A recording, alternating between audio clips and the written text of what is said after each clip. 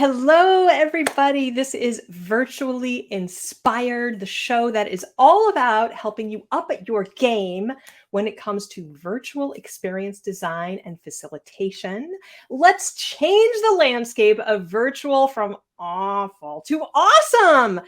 My name is Melissa Dinwiddie, and I infuse connection, joy, and delight into virtual trainings and events. I work with innovative, people first organizations that are grappling with boring or non existent virtual trainings and events to transform them into creative, interactive, playful experiences that attendees rave about because they learn new skills and behaviors while building connections and having a blast. Well, one of the things that I use a lot in my work is improv. And I love using improv because, everything we do in life is improv, right? And I started working with performance improv back in 2013. And I always tell people that improvisation is one of the most impactful skills that I have ever brought into my life. And if you are looking for something transformational, transformative, a personal, something for personal development, for self-development, for professional development, there's one thing that I could recommend. It's improv. Take an improv class. And here is a great reason why. So today I was supposed to have guest Andrea Wodniak on the show, and she came into the green room, and we were talking about 10 minutes ago, and we were talking, and she's actually out of town in Spain. She lives in Germany, and she's actually in Spain on holiday. And her internet connection, her Wi-Fi was terrible. And so we spent the past 10 minutes basically saying the equivalent of, can you hear me? No, I can't hear you. Can you hear me? Oh, wait a second. What if I turn my video off? Oh, wait, let me log out and log back in. Back and forth and back and forth. And it just became quite obvious that there was no way that it was going to work for her to be on the show. We tried, what if she turns her camera off while she's responding to my questions, those kinds of things. And it just became obvious that no, this is just going to be too painful for the audience. So she is rescheduling, and she's going to come back on another date. And so here we are with Plan B. And Plan B is Melissa all by myself, improvising. And that is why I love improv as a tool, because with 2 minutes to spare, I can just step up to the plate and take it over.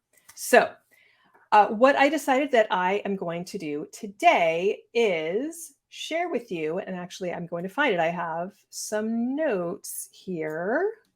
Yeah, some reasons why, some things to think about when you're looking at hosting a large virtual event. Not everybody is is looking to host a large virtual event, but I recently had the pleasure to work with a very well-known social media company that an org within the social media company was wanted to put together a virtual summit to bring together over 200 managers inside this org, to gather them together, to give them an opportunity for team members from all over the globe who didn't normally get a chance to connect, to gather and learn from each other. And this, the organizing team, there were, I believe, 8 people on the organizing committee, were smart enough to know that they didn't know what they didn't know when it came to hosting, running, organizing a large scale virtual event. So what they wanted to do was that they had 3.5 hours. So it wasn't a a huge amount of time, and they wanted to avoid, having an agenda that's more like a stagnant pool than a flowing stream, right? And they wanted to avoid structure and timing that was going to leave people really drained, or maybe even worse than that, have people disengage, multitask, or just totally log off altogether, right? We have all been there with virtual events. And they wanted to avoid the nightmare of dropped balls and overlooked details and technical glitches on the day of the event, which we all know can happen. And they also wanted to avoid the challenge of with an event like that. It's not just a combination of smaller pieces. Each piece of a virtual event, each session is its own experience that can be really interesting, but you want to have an arc that and sort of a thread that ties things together. And they wanted to avoid the lack of that, right? They didn't want to have this like disjointed series of events that sort of all falls apart and doesn't cohere and doesn't hold together. They wanted to avoid all of that. So, and they knew that they really couldn't be sure to do that themselves. So they came to me because they knew that there were a lot of things that could go wrong. So that's what they came to me for. So I gave them strategic advising, and they also brought me on to be the master of ceremonies, which was super fun because I love doing that kind of thing. You may have gone, I certainly have, you may have gone to a large scale virtual summit or virtual conference that was super draining, really boring. It was like a flat line throughout the experience where there's no interactivity, where you just leave going like, why did I waste my time at that experience, right? You may have been to that event. I've been to many events like that. But an energizing, motivating virtual summit that builds connection between people, that is totally within your grasp. Just like picture this. Imagine that it's the end of your virtual summit, your virtual event. And people have been connecting all day long, or half day long, if it's a half day event, however long it's been. And the chat stream has been humming with insights that people have been experiencing, like light bulbs going off over people's heads, and even better, actions that people are going to take as a result of their time together. And the virtual room is just filled with smiling faces, and you are being flooded with messages saying, thank you. Thank you for making this fun. That is how it can be. And best of all, imagine the ripple of transformation that will happen as each participant implements even just one positive change from attending your event. You created something truly transformative and impactful for your team. That is what is possible.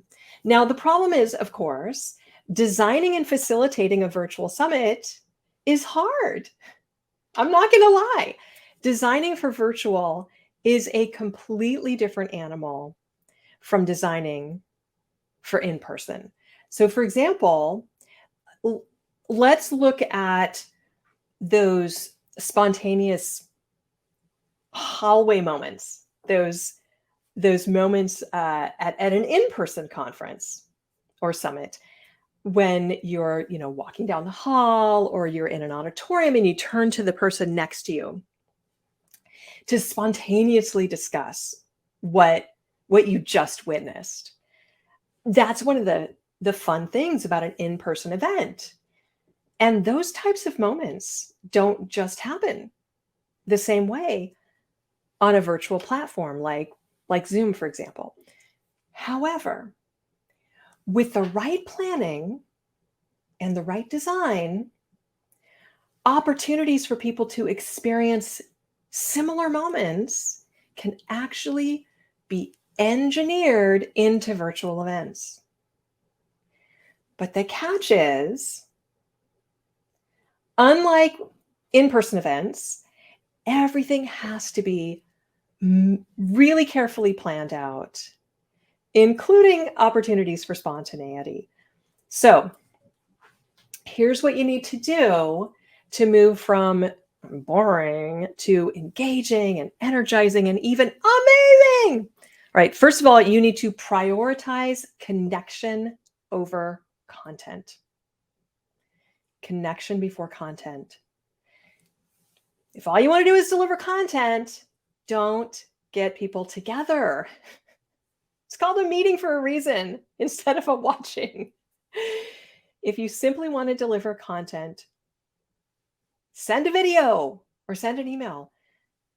However, if you want to create an event that people are going to rave about, connection has to come first.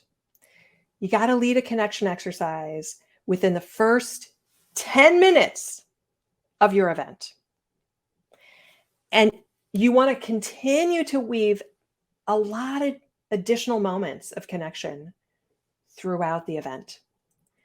Connection before content and connection continually throughout. All right, so that's number one. Next, design for interactivity. Now, this does not have to be complicated. Really, anything that gets people engaging with you or engaging with each other instead of just passively receiving information, that's great. That is interactivity. So some examples: invite people to use the chat, get people involved in a discussion, have a breakout room activity or discussion, use the polls. Those are just a few. There's so many ways to get people interacting, and design intentionally for that. So that's the second one, design for interactivity. Next, oh my gosh, remember that people have bodies. Design your sessions with activities that pull people away from their screens and get them using their bodies. Get them moving around the room. Get them interacting with their environment. It's really good for engagement. It's good for sparking delight. And it's really good for combating Zoom fatigue. So what are some examples of remembering that people have bodies? Any kind of stretching or movement activities. You can send people on scavenger hunts. Go find something blue is an example. You can get people to write on paper, any kind of sort of analog activity. Tell them literally, I don't want you to type this in chat. I want you to spend 2 minutes writing your answer to the question, blah, blah, blah, blah, blah. Or get them to draw on paper. Dance breaks are another great one. Get people moving. All right, next up, set the container for and build the culture of the session. There is a culture in your session, and it is really essential to set a very clear tone before your event and right at the start in order to establish the energetic container and those clear expectations of what your culture is.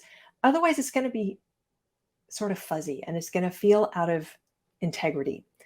Now, How do you do this? You can do it through the communications that you send to your attendees. You can do it through the messaging in your waiting room. And you can do it with what's happening as soon as they're let in the virtual door. Whatever you do, that is part of the tone that you set. That's part of the culture. So be very mindful and intentional. Next up, when you design toward a pinnacle. So you want to think about a story arc. Most conferences and trainings are really boring and forgettable, partly because there's no emotional peak.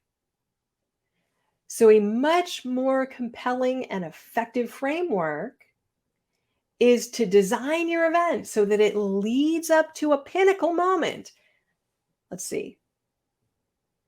I want to make sure that I'm doing this the right way. So you see it, so it's about 3/4 of the way through.